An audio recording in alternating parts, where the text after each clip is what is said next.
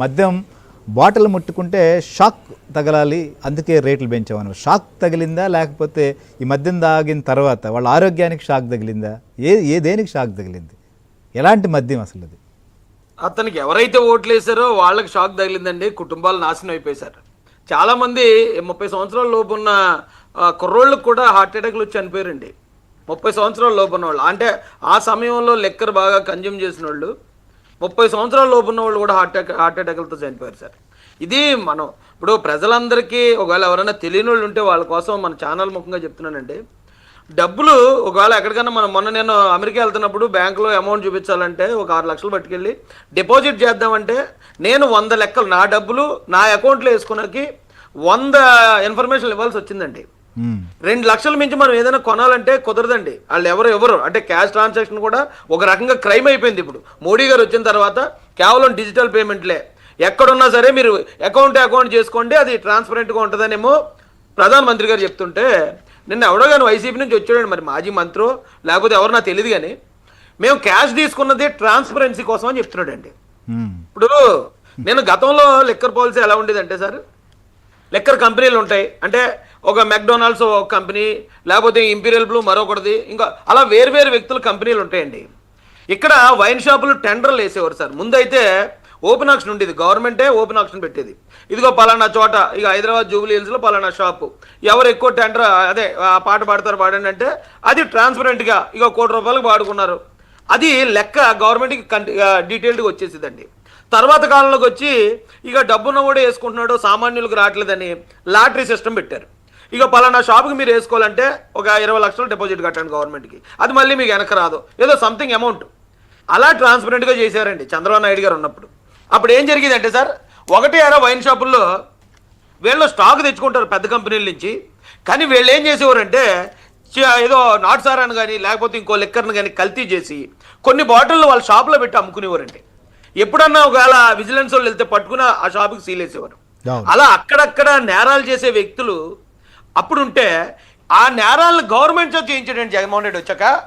గవర్నమెంటే ఆ లిక్కర్ని ఎలాగా దాన్ని కల్తీ చేసాడు ఏంటండి.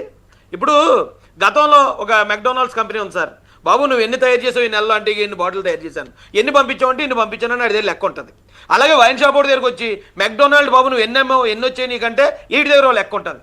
క్లియర్గా 2 టాలీ అయిపోయి, అందుకని జగన్మోహన్ రెడ్డి ఏం చేశాడంటే అబ్బే మనం ఇలా చిన్నగా చిల్లకోట్లు మనకు సరిపోదు, మింగేమంటే మొత్తం గుడిలో లింగాన్ని కూడా మింగేయాలన్న ఉద్దేశంతో ఈ డిస్టిలరీ అంటే ఈ లిక్కర్ కంపెనీ వేలదే, ఎన్ని బ్యాచ్లు తయారు చేస్తున్నారో లెక్క ఉండదు. ప్రతి బ్యాచ్కు నెంబర్ ఉంటుందండి. 1వ నెంబర్ బ్యాచ్ ఇదిగో, 2వ నెంబర్ బ్యాచ్ ఇదిగో, ఈ బ్యాచ్లో ఇన్ని అని నెంబర్ ఉంటుంది మామూలుగా అయితే. కానీ వీళ్ళు ఏం చేస్తారు, ఒకే నెంబర్తో 100 బ్యాచ్లు తయారు చేస్తారు. తయారు చేసి పంపే షాప్ ఎవరిది? పోనీ షాప్ వాడు చెప్తాడు అంటే షాప్ కూడా వీళ్ళ ఆధ్వర్యంలోనే. అక్కడ ఎవడో కుర్రోని పెడతాడు, పోనీ వచ్చిన డబ్బులు ఏమన్నా అకౌంట్కి వస్తాయి, ఎంత వచ్చే తెలుస్తుంది అంటే అకౌంట్ కాదు అది క్యాష్. అయ్యి బాబు దోచేశారండి. నిజంగా ఐఐటి స్టూడెంట్స్ని పెట్టాడట ఈ స్కామ్ చేయడానికి. ఐఐటి వాళ్ళు అంటే ఆల్ ఇండియా ర్యాంకర్లు అండి వాళ్ళు ఎంత తెలివిగా ఆలోచిస్తారు. ఆ తెలివితేటలు అన్నింటినీ కూడా క్రైమ్ చేయడానికి ఉపయోగించాడండి. ఆ తెలివితేటలు నిజంగా రాష్ట్రం బాగు చేయడానికి ఉపయోగిస్తే బాగుండినా. ఇంత పెద్ద క్రైమ్ని క్రియేట్ చేయడానికి ఐఐటి స్టూడెంట్లను పెట్టి వాళ్ళే తయారు చేస్తారు, వాళ్ళే సప్లై చేస్తారు, వాళ్ళే అమ్ముకుంటారు, క్యాష్ తీసుకుంటారు. ఈ క్యాష్ ఎంత లెక్క చెప్తే అంతే గవర్నమెంట్కి. ఈవేళ ₹1,00,00,000 అమ్మాడు సార్, లేదంటే నేను ₹1000 అమ్మాను అంటాడు, అదే లెక్క. మిగతాదంతా కూడా జగన్ గారి అకౌంటు, మిగతాదంతా వైసీపీ అకౌంటు. దోచుకున్నారండి. ఒక దొంగల ముఠ ఒక రాష్ట్రాన్ని, బాబు ఈ రాష్ట్రాన్ని మీరు ఒక 5 సంవత్సరాలు పరిపాలించుకుంటారు అంటే ఆ దొంగల ముఠ ఏం చేస్తుందో వైసీపీ నాయకులు అదే చేశారు సార్. ఇసుకలోనే అదే చేశారు. ఆ వేళ 40,000 ట్రక్కు అయితే టాపిక్ మారిపోతుందని వేరే అనుకోకండి. కానీ అన్నిటికన్నా పెద్ద నేరం ఏంటంటే సార్, ఒకటి ప్రజాధనం దోచుకోవటం, రెండోది ప్రజారోగ్యం దోచుకోవటం అండి. ఒకవేళ ఇది అవినీతి కేసు సివిల్ కేసులోకి వెళ్తుందేమో కానీ ప్రజారోగ్యం దోచుకుని వాళ్ళ ప్రాణాలకు హాని కలిగించింది ఇది క్రిమినల్ అండి. క్రిమినల్ నేరాలు ఇవి. ఒక్కడిని చంపితేనే 302 వేసి 20 సంవత్సరాలు జైల్లో పెడతారు సార్. అలాంటిది కొన్ని వేల మంది చావుకు కారణమైన వాళ్ళని ఎన్ని వేల సంవత్సరాలు జైల్లో పెట్టాలి? నేను అడుగుతున్నాను సార్. నేను మా మంత్రి గారికి కూడా రిక్వెస్ట్ చేసుకుంటామండి, సీఎం గారి దృష్టికి కూడా తీసుకెళ్తాం. ఆ సమయంలో 5 సంవత్సరాల్లో ఈ కిడ్నీ ఫెయిల్యూర్లు కానీ లివర్ ఫెయిల్యూర్లు కానీ ఎవరైతే ఆల్కహాల్ ద్వారా చనిపోయారో ప్రతి గవర్నమెంట్ హాస్పిటల్లో లెక్కలు ఉంటాయి. ఆ లెక్కలన్నీ కూడా తీయాలి సార్. ఎన్ని ప్రాణాలు పోవడానికి వీళ్ళ కారణం అయ్యారనేది ఈ రాష్ట్ర ప్రజలకు చెప్పాలండి.